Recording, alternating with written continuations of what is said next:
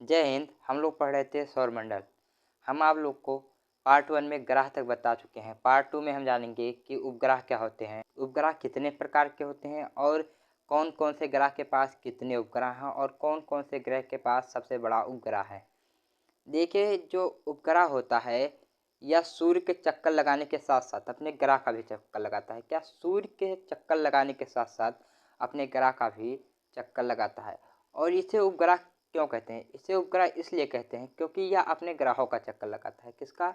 यह अपने एक ग्रह है जो इसका उसका चक्कर लगाता है। देखिए, जो उपग्रह है यह दो प्रकार के होते हैं।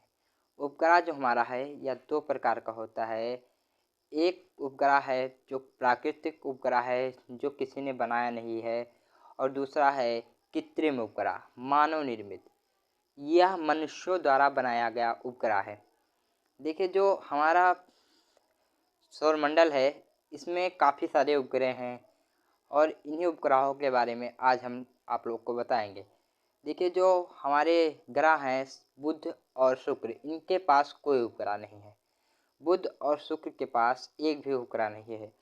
उसके बाद में जहाँ पर हम लोग रहते हैं पृथ्वी, इसके पास एक उपग्रह है जो रात्रि में दिखाई देता है, चंद्रमा। इसके साथ ही मंगल के पास दो उपग्रह हैं, फोबोस एंड डीमोस। मंगल का सबसे बड़ा अगर उपग्रह को पूछा जाए एग्जाम में तो वह है फोबोस, और सबसे छोटा पूछा जाए डीमोस। डीमोस मंगल का ही सबसे छोटा नहीं, यह हमारे सौरमंडल का सबसे छोटा उपग्रह है। हमारे सौरमंडल का भी सबसे छोटा उपग्रह है और मंगल का भी सबसे छोटा उपग्रह है।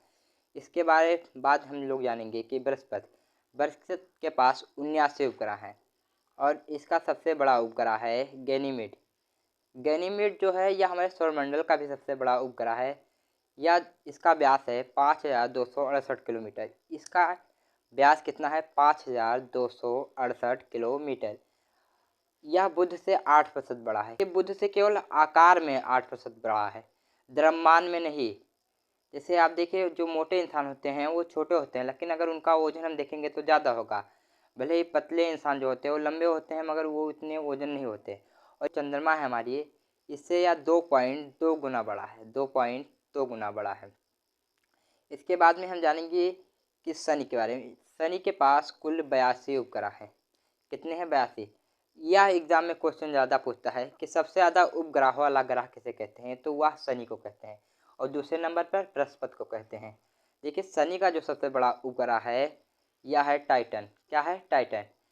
इसका व्यास जो है 5149.5 किलोमीटर है। कितना है इसका व्यास? 5149.5 किलोमीटर में इसका व्यास है। इसके बाद में हम लोग जानेंगे अरुण। जो हमारा अरुण है इसके पास कुल 27 उपग्रह है। कितने हैं? 27। इसका सबसे बड़ा उपग्रह है टाइटेनियम। क्या है? टाइटेनियम।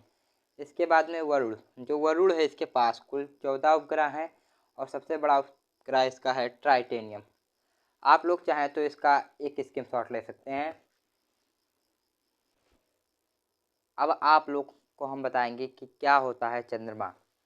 देखिए, चंद्रमा जो है यह पृथ्वी का एकमात्र प्राकृतिक उपग्रह है, यह हम आपको बता चुके हैं। देखिए, जो चंद्रमा है यह परिक्रमण और परिभ्रमण, हम इससे पहले पार्ट 1 में आपको लोग को बता चुके हैं कि क्या होता है परिक्रमण और क्या होता है परिभ्रमण। देखिए, किसी वस्तु के चारों ओर घूमना परिक्रमण कहलाता है और अपने स्थान पे घूमना, वही अपने स्थान पर घूमना परिभ्रमण कहलाता है।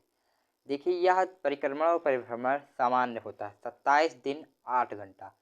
कितना? 27 दिन 8 घंटा में यह पृथ्वी का परिभ्रमण और परिक्रमण करता है चंद्रमा। देखिए, जो इसके पास स्वयं का प्रकाश नहीं होता है, यह सूर्य के प्रकाश से प्रकाशित होता है और सूर्य के प्रकाश को परिवर्तित करके पृथ्वी तक पहुंचाता है।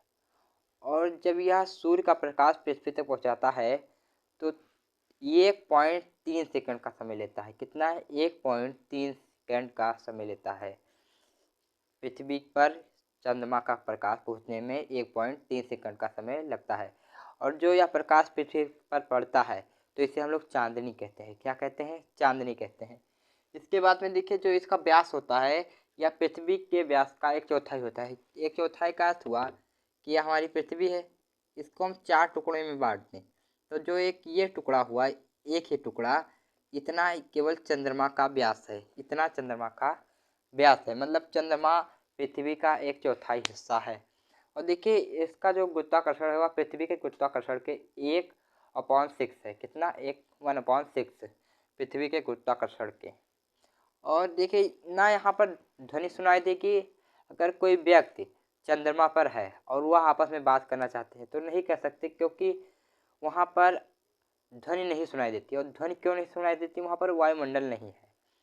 इसलिए वायुमंडल ना होने के कारण वहाँ पर अगर कोई निशान बन चुका है तो वह कभी भी मिटलेगा नहीं। जैसे नील आर्मस्ट्रॉन्ग, जो नील आर्मस्ट्रॉन्ग थे, ये 20 जुलाई 1969 को चंद्रमा पर अपोलो 11 नामक यान से गए थे और उनके पैरों के निशान आज भी चंद्रमा पर मौजूद हैं, नील आर्मस्ट्रॉन्ग के।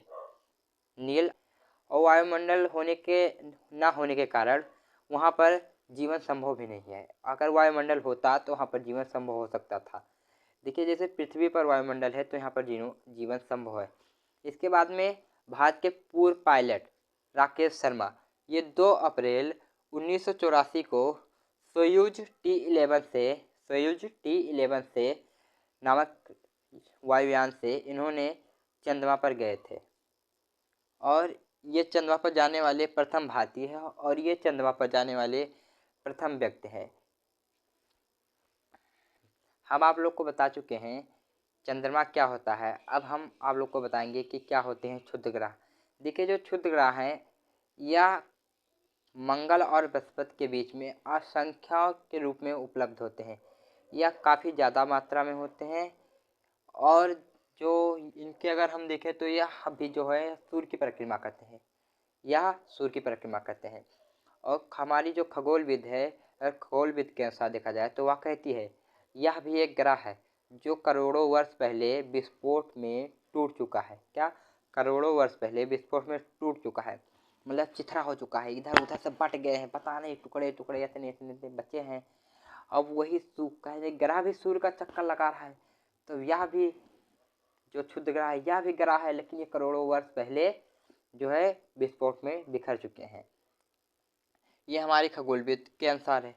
अब हम लोग पढ़ेंगे कि क्या होता है उल्कापिंड। देखिए जो उल्कापिंड होता है यह धूल और गैस से निर्मित होता है। किससे? धूल और गैस से निर्मित होता है। और जो देखिए ये जो पृथ्वी के वायुमंडल में प्रवेश करता है, अगर ये देखिए वह अंतरिक्ष में ऐसे घूमता फिरता रहता है, इसके पे कोई का दबाव नहीं, कोई का रोकथाम नहीं। पृथ्वी पर जब ये पृथ्वी के वायुमंडल में जैसे ही ये प्रवेश करेगा इसमें बहुत तगड़ा घर्षण होगा और घर्षण का आग लगेगा। देखिए पृथ्वी में जैसे ही प्रवेश करेगा इतना तगड़ा घर्षण होगा कि इसमें आग लग जाएगा। और इसी को लोग कहते हैं टूटता हुआ तारा। क्या कहते हैं? टूटता हुआ तारा। और जो बच्चे हैं वो हाथ जोड़ के ऐसे कहेंगे, हे भगवान इस बार परीक्षा में पास कर दो, 5 किलो लड्डू चढ़ाएंगे, वो भी मोतीचूर का चढ़ाएंगे। तो बता दें कि वो टूटता हुआ तारा उल्कापिंड ही है। और जो देखिए यह जब धरातल पर पहुंचता है, जब ये धरातल पर पहुंचेगा और गिर जाएगा, पटक पटक के फूट जाएगा धरातल पर पहुंच के।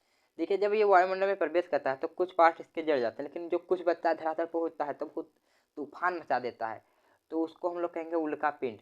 और जो देखिए जो वायुमंडल में जो कुछ छोटे पदार्थ होते हैं, जैसे छोटे टुकड़े होते हैं, वो वायुमंडल में ही पृथ्वी के नष्ट हो जाते हैं, उसे कहते हैं उल्कासम। क्या कहते हैं? उल्कासम। इस पार्ट में हम आप लोग को बता चुके हैं कि क्या होता है उपग्रह और चंद्रमा, क्षुद्र ग्रह और उल्कापिंड। अगले पार्ट में हम जानेंगे क्या होते हैं पुच्छल तारे और बुध और शुक्र ग्रह के बारे में। तब तक के लिए जय हिंद।